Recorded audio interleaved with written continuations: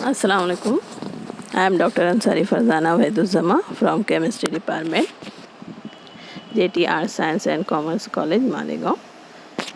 In the previous section, we have seen there about the chemical energetic of FYBSc first chapter CH101. Welcome all of you. In the previous section, we have seen about the system and surrounding. What is mean by system, what is mean by surrounding, and what are the types of system, state of the system, and state variables.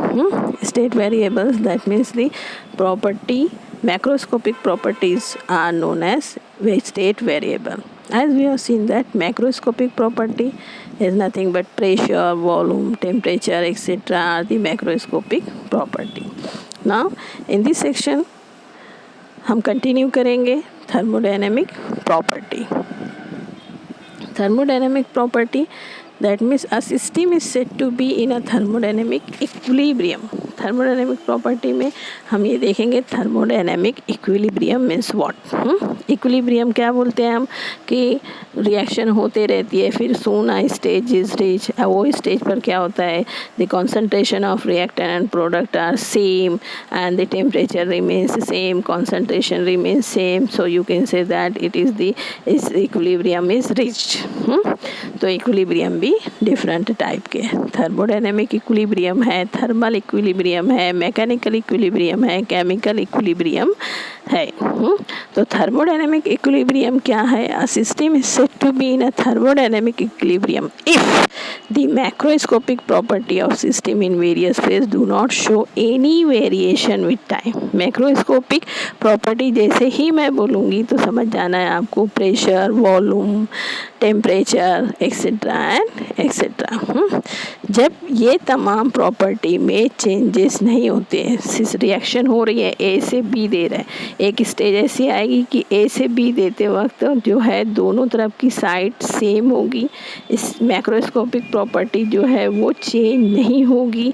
That means pressure भी change नहीं होगा, temperature भी change नहीं होगा, volume भी change नहीं होगा. तो ऐसी प्रॉपर्टी को चेंज नहीं होगी, तो ऐसे इक्विलिब्रियम को हम क्या कहेंगे? Thermodynamic equilibrium. Thermodynamic equilibrium implies that the following three different equilibrium. उसको टाइम के साथ साथ जो है वो चेंज नहीं होता.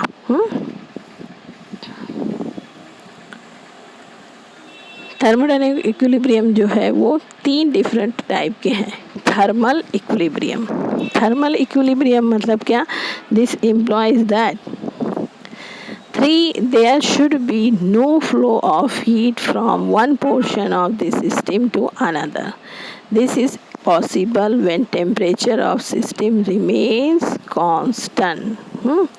ऐसा इक्विलिब्रियम जिस पर टेम्परेचर कांस्टेंट रहेगा वो इक्विलिब्रियम क्या कहलाएगा? Thermal equilibrium. वो इक्विलिब्रियम क्या कहलाएगा?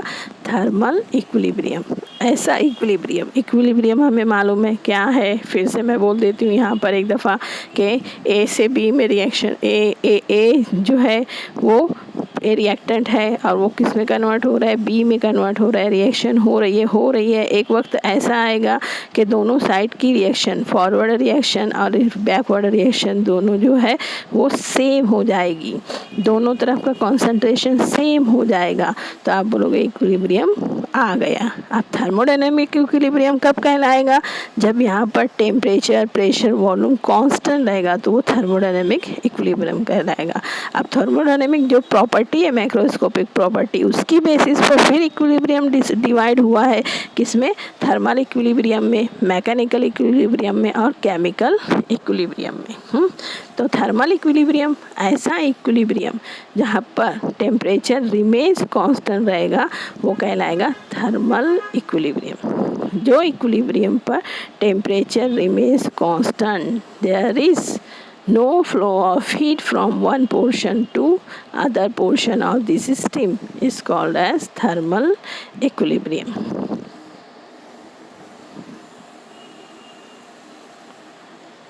अब दूसरा है मैकेनिकल इक्विलिब्रियम.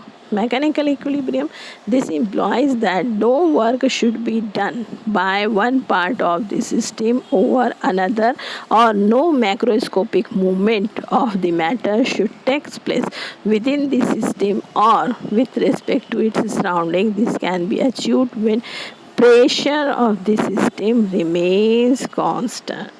जब प्रेशर सिस्टम का कांस्टेंट रहेगा, उस वक्त सिस्टम का मतलब क्या, दी इक्विलिब्रियम पर रिएक्शन है, उस वक्त उसका प्रेशर जब कांस्टेंट रहेगा उस वक्त वो कहलाएगा मैकेनिकल इक्विलिब्रियम। मैकेनिकल इक्विलिब्रियम कहलाएगा वो। और जब chemical no change in composition should occur in any part of the system with passage of time, उस वक्त वो कहलाएगा केमिकल इक्विलिब्रियम।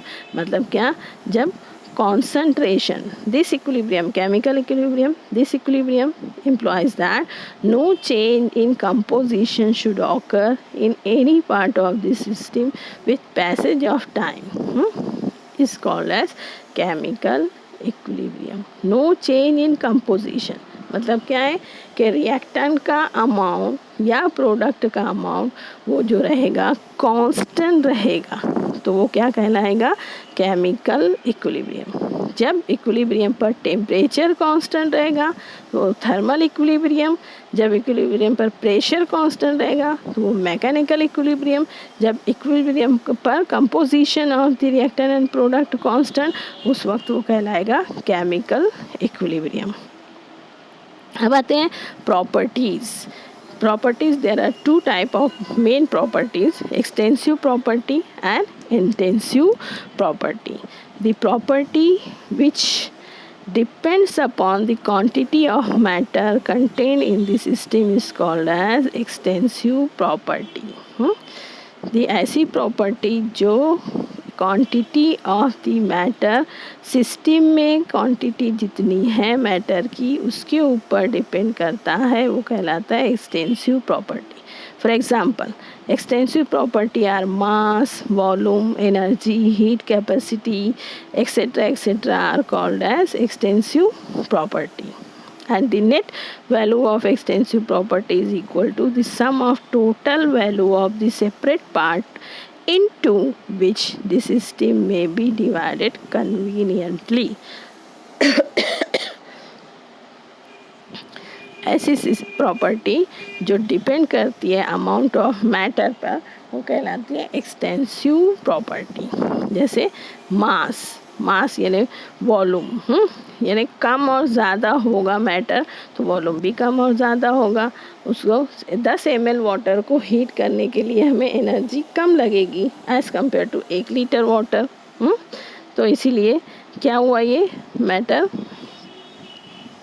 के ऊपर डिपेंड कर रहा है ना। 1 ml का वॉल्यूम, वाटर का वॉल्यूम अलग रहेगा, 1 लीटर वाटर का वॉल्यूम अलग रहेगा। इसीलिए ये कौन सी प्रॉपर्टी हुई, एक्सटेंसिव प्रॉपर्टी। और intensive property which are dependent only the nature of the substance and are independent of the amount of substance present in the system are called as intensive property। ऐसी property जो depend नहीं करती amount of matter पर वो कहलाती है intensive property. There are various example of intensive property, temperature, pressure, refractive index, viscosity, density, surface tension, specific heat etcetera and etcetera. This is for example, 1 ml water का भी boiling point 100 आएगा, 1 litre का भी boiling point 100 आएगा। For example, एक का refractive index 0.1 ml का water का भी रिफ्रैक्टिव इंडेक्स उतना ही आएगा, 1 ml का भी वाटर का रिफ्रैक्टिव इंडेक्स इतना ही आएगा। 10 ml वाटर की विस्कोसिटी भी उतनी ही रहेगी, 1 लीटर वाटर की भी विस्कोसिटी इतनी ही रहेगी। डेंसिटी जो है 1 ml वाटर की भी उतनी ही रहेगी, 1 लीटर वाटर की भी डेंसिटी उतनी ही रहेगी। मतलब ये मैटर पर डिपेंड नहीं करता, क्या, टेम्परेचर, क्या, प्रेशर, क्या, रिफ्रैक्टिव इंडेक्स, क्या, viscosity क्या, density, etc. and etc. which does not depends upon the matter of the amount of matter of the system is called as intensive property.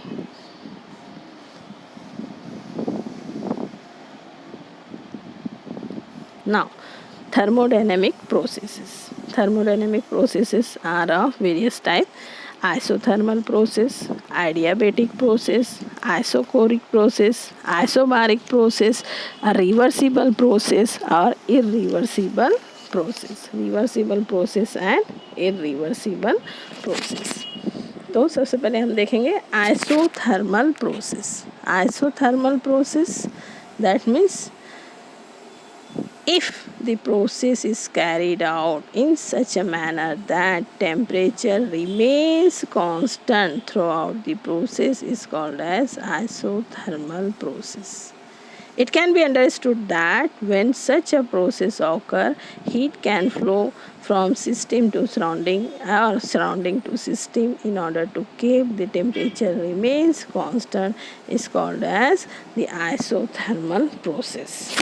The process which is carried out at constant temperature is called as isothermal process, and the process which is carried out in such a manner that no heat flow from system to surrounding or surrounding to system and the system is completely insulated from the surrounding, it is called as adiabatic process. When the heat of the system Q, small q, when it remains constant throughout the process, throughout the reaction, is called as adiabatic process. It's called as adiabatic process. और adiabatic process को हम क्या बोलेंगे? It is nothing but isolated system के बराबर है. Isolated system insulated रहती है, एडियाबेटिक प्रोसेस में भी थर्मली इंसुलेटेड रहती है सिस्टम. इसीलिए इसको कहेंगे हम कि एडियाबेटिक प्रोसेस में हीट जो है वो रिमेन्स कांस्टेंट रहेंगी. जब टेम्परेचर कांस्टेंट रहेगा throughout the process is called as isothermal process. जब हीट कांस्टेंट रहेंगी थ्रू आउट द प्रोसेस उस वक्त तो वो कहलाएगा एडियाबेटिक प्रोसेस. और जब volume of the system remains constant throughout the process is called as isochoric process. Or isobaric process, the process which involves no change in pressure. No change in pressure is the system. Pressure of the system is called as isobaric process. Isothermal मतलब ऐसा process जिसमें temperature remains constant is called as isothermal process. ऐसा process जिसमें Q और heat remains constant is called as adiabatic process. ऐसा process जिसमें volume remains constant is called as isochoric process. ऐसा process जिसमें pressure remains constant is called as isobaric process. Or the process which is carried out infinitesimally slowly such that all changes occur in the direct process can exactly reverse and the system appears to be in a state of equilibrium at each moment. A reversible process may also be defined as the process which is carried out in such a manner